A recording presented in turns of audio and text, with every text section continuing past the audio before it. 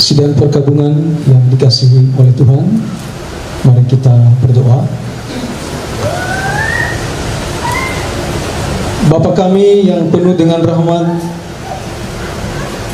yang berbelas kasihan kepada kami, oleh karena Engkau memberi kami penghiburan dan kekuatan di tengah kedukaan kehilangan orang yang kami kasihi. Terlebih kami juga mau menyambut firman-Mu yang akan menguatkan kami hari ke hari melewati masa-masa sulit oleh karena terpisah dengan orang, dengan yang kami kasihi. Saat ini kami mau merenungkan firman-Mu. Biarlah Roh Kudus-Mu yang akan menerangi hamba-Mu yang memberitakan firman Allah. Firman-Mu saja yang diberitakan, dan juga kami semua yang mendengarkan pada malam hari ini di bawah urapan dan pimpinan Roh Kudus. Di dalam nama Yesus kami sambut firman Tuhan. Haleluya. Amin. Silakan duduk kembali, Bapak Ibu jemaat.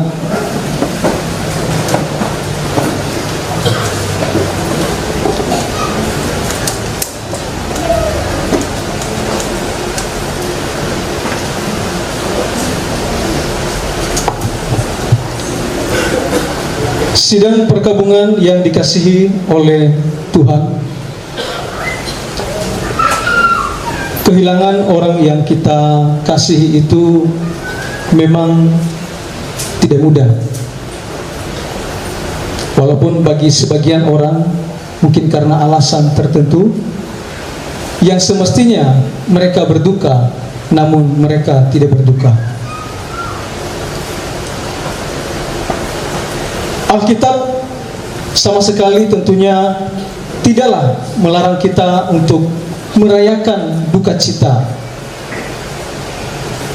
karena orang-orang yang kita kasihi terpisah dari kita.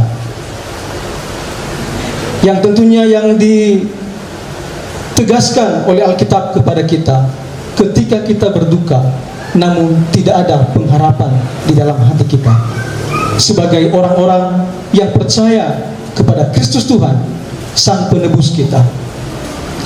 Malam hari ini saya memberikan tema renungan kita yang akan menghiburkan secara khusus keluarga yang sedang berduka dan kita semua, yaitu sukacita di tengah duka cita. Tentu kita tahu bahwa dalam khotbah Yesus sendiri, sukacita di tengah duka cita, saya parafrase ini, adalah salah satu tema khotbah Yesus ketika ia memulai pelayanannya. Berbahagialah kamu yang menangis, berbahagialah kamu yang lapar. Ini adalah sebuah tampaknya kontradiksi.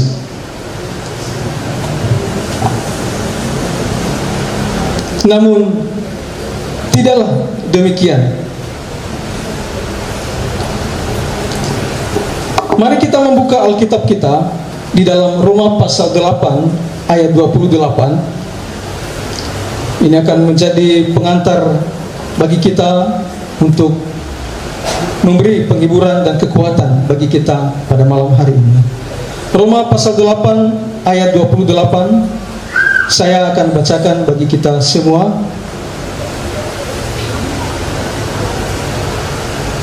Demikian bunyi firman Tuhan. Kita tahu bahwa Dia turut bekerja dalam segala sesuatu demi kebaikan orang-orang yang mengasihi Allah, yaitu adalah sebuah kenyataan yang kita lewati sebagai orang-orang percaya dalam perjalanan iman kita. Ada tantangan, ada masalah, ada duka cita, ada penderitaan, ada kerugian, dan berbagai hal. Tapi kita masih dapat bersuka cita karena kita selalu melihat kepada Tuhan yang memberi kita kekuatan. Yang menyebut nama almarhum Bapak Pendeta Dr. Jeremia Jadi.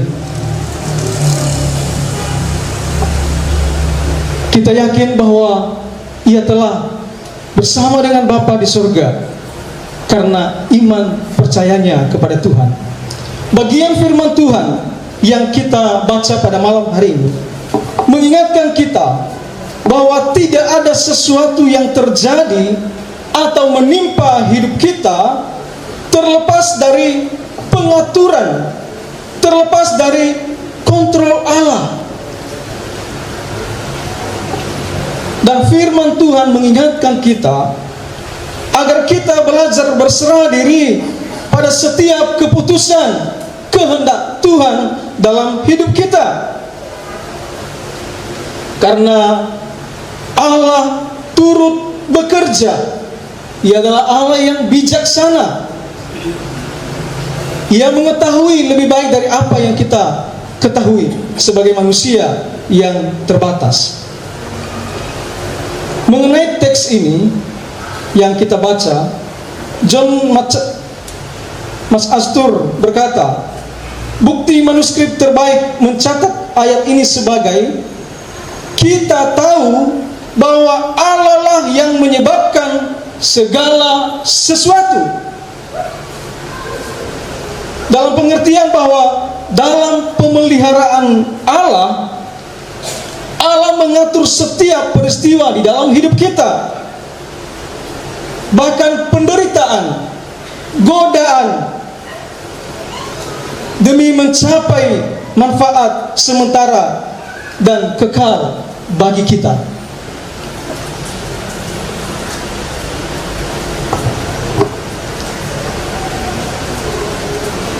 Kalau kita percaya bahwa Allah telah mengatur segala sesuatu, maka kita juga akan bersukacita di tengah duka cita kita. Kalau kita percaya bahwa Allah selalu peduli kepada kita, kita akan bersukacita sekalipun dalam duka cita kita. Mengapa kita tahu bahwa Allah peduli kepada kita? Karena firman Tuhan yang kita baca berkata, Allah turut bekerja dalam segala sesuatu untuk mendatangkan kebaikan bagi mereka yang mengasihi Dia. Allah turut bekerja dalam segala sesuatu. Itu berarti bahwa Allah peduli kepada kita. Sedemikian detailnya persoalan kita, masalah yang kita hadapi, Allah peduli kepada kita. Dengan pengetahuan ini, dengan kesadaran ini, kita akan bersukacita sekalipun di tengah duka cita. Allah peduli kepada kita. Situasi apapun yang menimpa kita, itu mendatangkan kebaikan bagi kita, tentunya yang mengasihi Dia.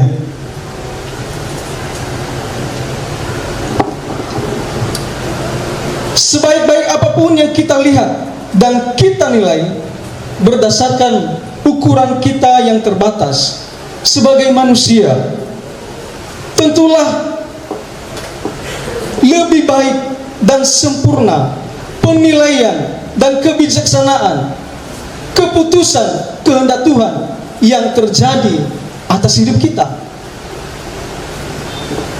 Tugas kita hanyalah percaya kepada Dia yang berdaulat atas hidup kita. Tentu kehilangan orang yang kita kasihi karena ada ikatan emosi yang mendalam terhadap orang yang kita kasihi tidak mudah. Namun kita harus selalu ingat bahwa dari sudut pandang Allah yang sempurna, segala sesuatu mendatangkan kebaikan kepada kita. Itu berarti bahwa Allah tidak pernah salah dalam keputusannya. Patutlah kita bersukacita dan mengucap syukur kepada Dia yang mengatur segala sesuatu terjadi atas hidup kita, orang-orang yang mengasihi Dia, baik siang maupun malam. Terlebih sebagai orang yang percaya kepada Kristus Tuhan, tentu kita yakin bahwa almarhum telah mendapat kebahagiaan yang sesungguhnya di surga yang kekal. Kitalah yang saat ini berjuang, bahkan mungkin mengalami penderitaan ketika mengikut Kristus. Kitalah yang dihiburkan, bukan orang yang telah kembali ke rumah Bapa di surga. Dan dia telah mendapat tempat perhentian yang pasti di surga. Tentunya bukan karena almarhum sebagaimana kita kenal adalah pribadi yang sangat kita cintai, atau bukan karena kesalehan almarhum, bukan juga karena banyak pengalaman pelayanan, melainkan karena semata-mata iman kepada Kristus Yesus, Sang Penebus itu. Dan inilah pengharapan kita sebagai orang-orang percaya. Karena iman kepada Yesuslah kita telah diselamatkan.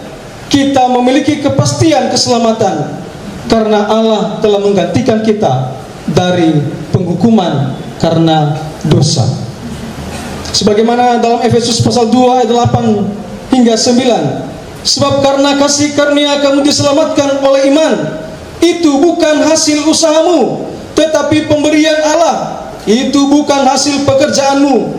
Jangan ada orang yang memegahkan diri. Dan Roma pasal 8 ayat 1, demikianlah sekarang tidak ada penghukuman bagi mereka yang ada di dalam Kristus Yesus. Semata-mata karena kita percaya kepada Kristus Sang Penebus, kita semua sedang antri untuk kembali kepada Bapa di surga. Meski demikian, kita juga tidak mengecilkan setiap usaha kesalehan kita sehari-hari selama mengiring Kristus Tuhan kita. Sebab ada upah yang tersedia bagi setiap kita sesuai dengan kapasitas, sesuai dengan kualitas perbuatan atau pelayanan kita selama mengiring Yesus.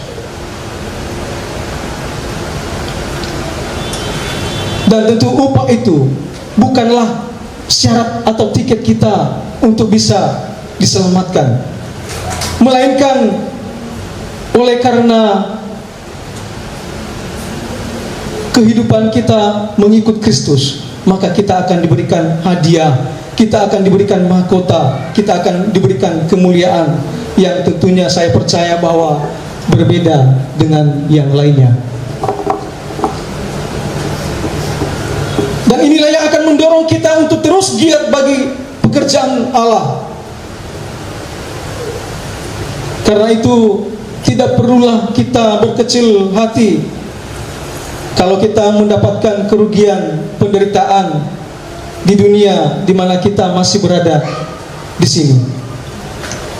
Karena tanah air kita yang sesungguhnya bukan di sini, tapi di surga yang kekal. Seperti yang ada di dalam Ibrani pasal 11 ayat 13 hingga ayatnya yang ke-16. Lalu Wahyu pasal 14 dan ayat 13. Saya akan bacakan pada kita bagian firman Tuhan dalam 1 Korintus pasal 3 ayat 11. 1 Korintus pasal 3 ayat 11 sampai 15.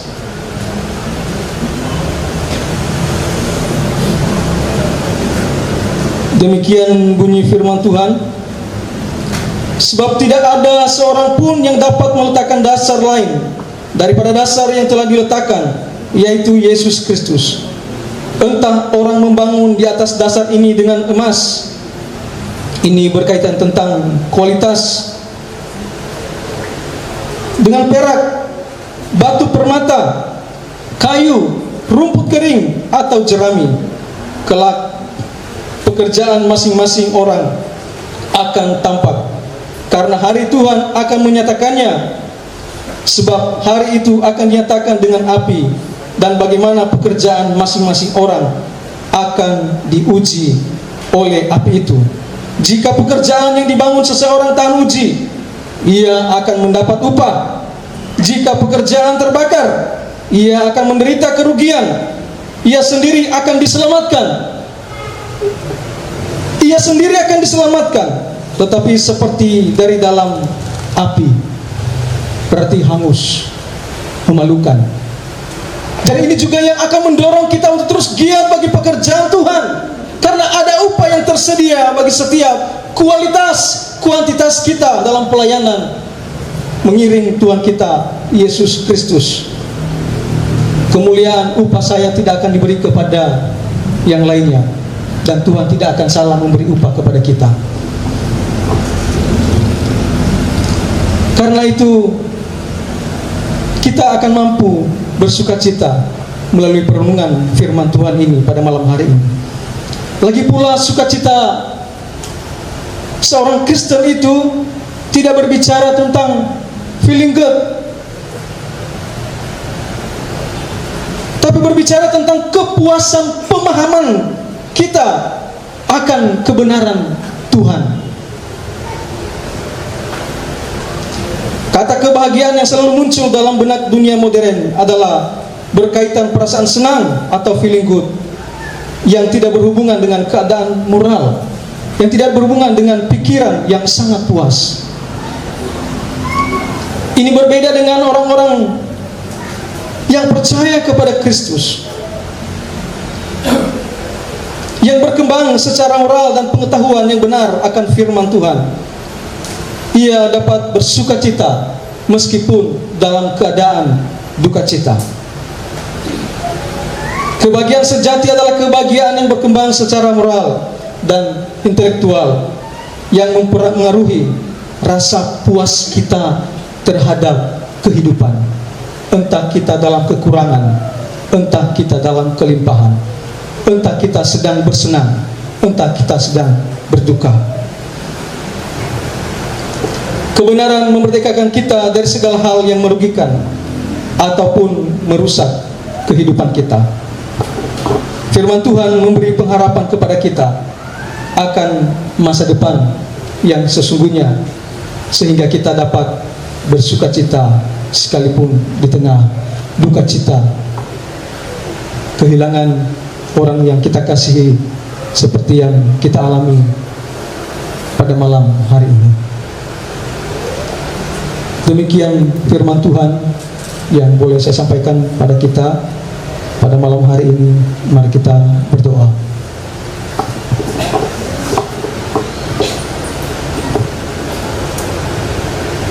Bapa di surga yang kami sembah di dalam anak-Mu Yesus Kristus, kami bersyukur oleh karena rahmat-Mu bagi kami. Engkau selalu menuntun kami, menguatkan, menghiburkan kami, menganugerahkan firman-Mu, dan Roh Kudus-Mu senantiasa akan menuntun, memimpin, menghiburkan hati kami. Kiranya Roh-Mu menerapkannya di dalam jiwa kami, apa yang kami dengar pada malam hari ini, dan kami semua dihiburkan hari lepas hari. Di dalam nama Yesus kami berdoa.